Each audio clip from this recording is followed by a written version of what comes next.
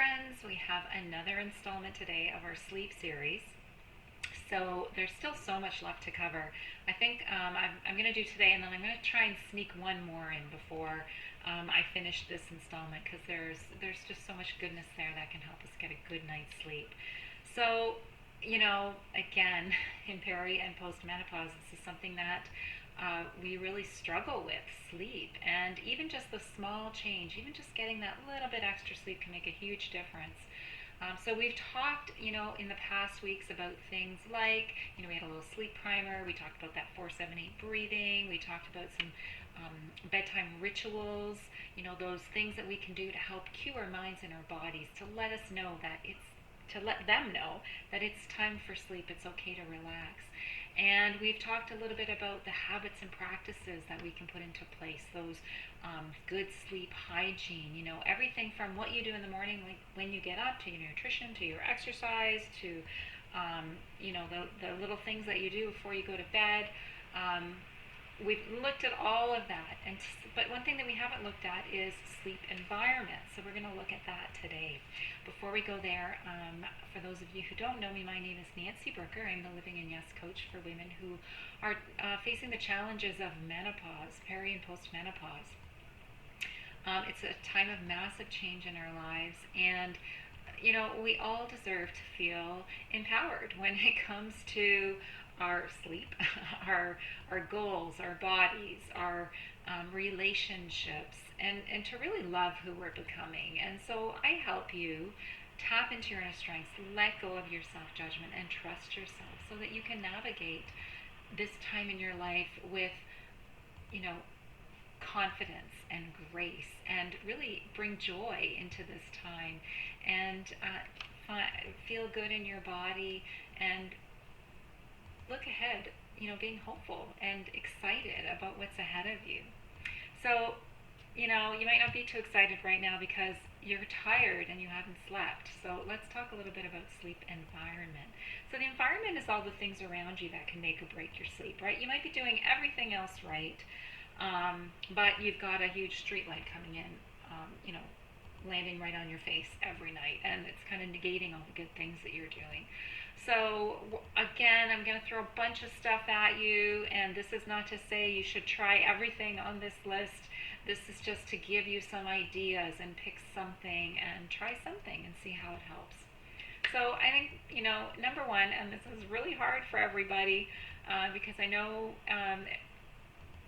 it's maybe fun sometimes to have your TV in the room or to have your video games or whatever, but, your bed should be for sleep and sex. And working, watching TV, playing your video games, all of that stuff, it's best done somewhere else, so that, it's all of that, really letting your brain, letting your body know when you come into that space, that's your quiet relaxation sleep space. And I think reading is fine. I know for me, I never get through more than a few pages, and then I'm, zonked out. But just something to think about. Again, always do what you feel is right for you. Try and keep that bedroom as dark as you can.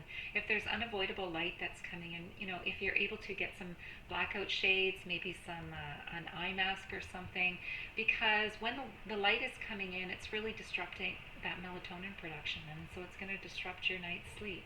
If there's noise around you, see about getting earplugs or a white noise machine. There's a lot of free apps on your phone that you can download that have, noise that you can listen to that can help you fall asleep.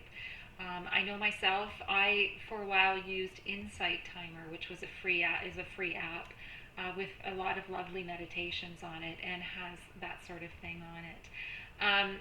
Keep your bedroom comfortable. So if you can, have a comfortable mattress. I know it sounds really basic, but the best comfort you can afford. Maybe if that's an issue, see about getting a good mattress topper that will just make the difference in the comfort level of your sleep. And keep your bedroom as cool as you can. Within reason.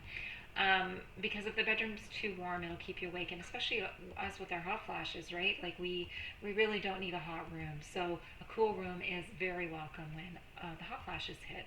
If you can, keep your electronic devices outside of the bedroom. Like I always try and put my phone into airplane mode. I find sometimes, your circumstances might be different. Aging parents, young kids that are out, whatever, not too young. I hopefully won't be out that late at night, but sometimes it's hard to turn your phone off just so. But there are, we talked about settings on your phone where you can only let certain people through, um, so that you're not interrupted in your sleep um, in that way.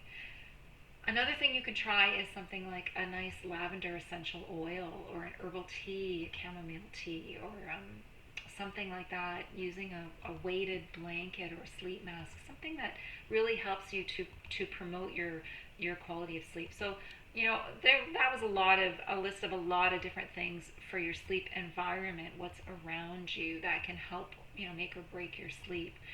Again, just pick something. So, a couple things we haven't talked about yet that I think I still really want to get in here, and I'm going to do one of those next week, is some of the. There's a lot of work from Donna Eden, for those of you who don't know her, an incredible woman in the area of energy medicine. So, I'm going to share a few of her techniques that she uses to help people help themselves when they can't fall asleep or get back to sleep. So I'm going to do a few of those next week, so stay tuned for that. And one thing that we haven't covered that really affects our sleep is stress, and so we'll get a little bit into that as well next month. So that's all coming up. I hope that was helpful for you.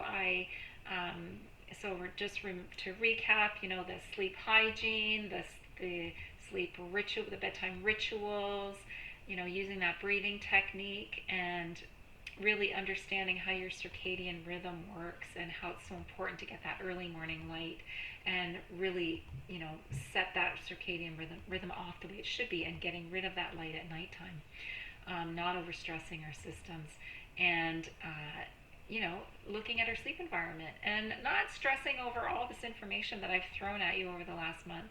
Just picking one, two, three little things that you can make a change for so you can get a good night's sleep. So if you would like some help sifting through your options or figuring out what's keeping you up at night, and processing that, then give me a shout. Let's talk. Life shifts, and so can you. Menopause is a groove, not a grind. So I hope that was helpful. I look forward to connecting with you again soon. Please come join me over on Facebook. Subscribe to this YouTube channel. Come visit me over at on my website, www.nancyberger.ca, and let's connect. Bye for now.